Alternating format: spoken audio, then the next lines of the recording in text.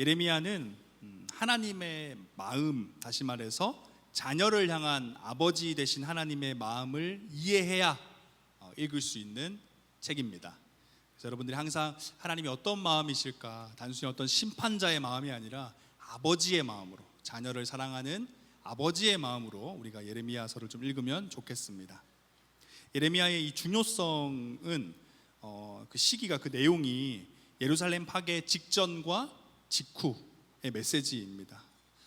예레미야 선지자는 사실 최선을 다해서 사역을 했는데요, 그가 마주한 결과는 나라가 망하는 거였어요. 하나님의 성전이, 사역했던 현장들이, 사랑하고 섬겼던 백성들이 죽임당하고 망하는 것을 목격하면서 기록한 책입니다. 그래서 이스라엘 역사에서 가장 어두운 시기에 대한 기록이지만, 또 읽다 보면 놀랍게도 하나님께서 가장 찬란한 새 언약을 또 거기에 담아두셨어요. 거기가 이제 30장, 33장으로 가운데 보석처럼 박혀 있습니다. 그래서 예레미야는 또 어떤 의미에서 중요하냐면, 율법 시대의 종식과 새 언약, 아까 말씀드렸듯이 위로가 담긴 보석과도 같은 이 언약을 또 주시는데, 그래서 새 언약 시대를 여는, 율법은 끝나고 새 언약 시대를 여는 책이어서 또 중요합니다. 그럼 예레미야 선지자는 누군가? 아까 말했듯이 그런 상황에서 선지자 활동을 했기 때문에 그는 눈물의 선지자입니다. 므낫세 통치 기간에 태어났고요, 요시야 왕 13년에 소명을 받았습니다. 하나님께 부름받아서 사역했지만 말씀드린 대로 그런 상황 때문에 고뇌 가운데 있었어요.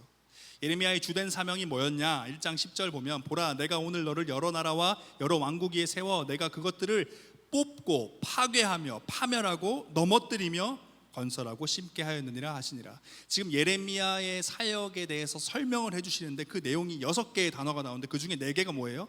뽑고 파괴하고 파멸하고 넘어뜨리는 게 예레미야의 사역이었습니다. 이게 계속 반복돼요, 예레미야서에서는.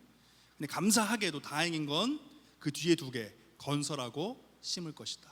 그러니까 하나님은 어떤 분이시냐요? 여기서 발견할 수 있는 건, 하나님은 파괴하시기도 하지만 세우기도 하신다. 무너뜨리기도 하지만 세우기도 하신다. 죽이기도 하지만 살리시는 분이시다. 그래서 예레미야 선지자 자체는 그의 사역이 도무지 이해가 안 가는 사역이었지만, 그래도 하나님은 살릴 수 있는 분은 하나님밖에 없고 결국 선하신 분은 하나님이기 때문에 그 사역을 그는 성실하게 감당했던 겁니다.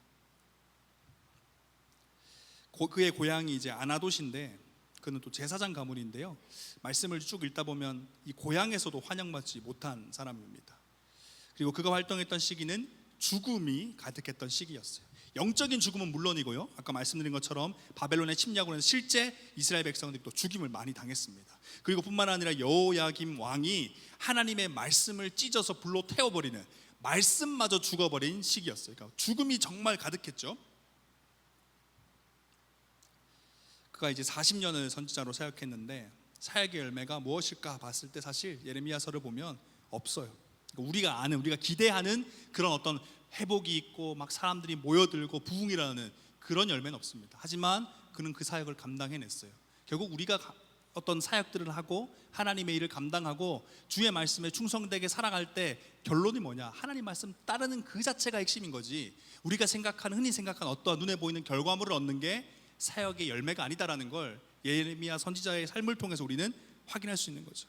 그래서 우리는 그분의 절대적인 주권 안에서 순종하며 쫓아가는 것, 이것이 우리의 삶의 중요한 사명이고 그것이 순종하는 삶의 모습이다라는 걸 또 확인할 수 있습니다. 자, 뒷장으로 넘겨보면요, 예레미야의 역사적 배경들을 좀 적어놨는데, 이 역사적 배경이 이제 어디 나오냐면 역사서에 나오겠죠. 열왕기하 21장, 25장에 보시면 예레미야의 배경이고요. 그래서 읽기 전에 여기를 한번 읽어보시면 좋아요. 요걸 읽어보면 이게 지금 예레미야가 활동했던 시기의 상황이구나. 그래서 역대하 33장부터 36장도 그렇습니다. 그래서 그때가 언제나 남유다가 무너지기 직전의 배경이거든요. 역사가 막 격동하는 시기입니다. 그래서 627년에 그 요시야 왕 때 소명받은 것, 그리고 609년에 무기또 전투에서 요시야가 사망하면서 여호아스가 올라왔는데, 이것도 애굽이라는 나라에서 여호아스는 3개월 만에 왕 자리에서 물러납니다. 막 아무튼 어마어마한 일들이 계속 일어나요. 그러다가 605년에 전투가 하나 있는데 갈그미스 전투라고, 이때 아주 중요한 사건이 일어납니다. 아수르와 바벨론이 싸우는데, 당시 아수르가 패권을 쥐고 있었는데 바벨론이 와서 싸워 이기면서 패권이 이제 그 당시 그 고대 근동의 강대국이 바벨론으로 바뀌는, 그래서 또다시 한 번 더 격동기에 들어가는 그런 전투가 바로 갈그미스 갈그미스 전투입니다. 그래서 이것도 중요하니까요. 봐주시면 좋겠고 597년에 이제 바벨론의 포로가 돼버리죠. 그리고 586년에 예루살렘이 파괴됩니다. 예레미야 선지자 활동 당시 유다 땅의 이 영적 상태는 어떠했냐? 여러분들이 이제 말씀을 읽으면서 발견하게 될 텐데 지도자들의 타락이 있었고요. 지도자들의 타락, 제사장들이 하나님을 찾지 않습니다. 두 번째, 백성들은 죄를 범했지만 죄 짓지 않았다고 스스로 생각하고 있어요. 교만하게. 그리고 세 번째, 음란과 악행으로 땅이 더럽혀져 있었어요. 욕심을 부리며 살았습니다. 네 번째, 예루살렘 성읍에는 의인이 하나도 없었어요. 우리가 소돔과 고모라에서 의인 10명을 찾았었는데 예루살렘 성읍에서는 한 명을 찾았는데 그 한 명도 없었다라고 기록하고 있습니다. 그러니까 얼마나 심각했는지. 그리고 공평한 판결이 없고 탐욕과 거짓이 가득했습니다. 전체 구조인데요. 예레미야서는 아마 다음 주에 한 번 더 개관 강의를 해야 될 것 같아요. 일단 여기까지 오늘 하고요. 그래서 전체 구조를 잠깐 보면 쭉 가다가 중간에 딱 뭐가 있습니까? 30절 33장 위로의 책. 여기가 여러분들이 어떻게 보면 좀 보석을 발견할 수 있는 말씀이니까요. 앞뒤 말씀들을 보면서 그럼에도 주시는 새 언약, 그럼에도 주시는 위로하시는 하나님을 좀 발견했으면 좋겠습니다.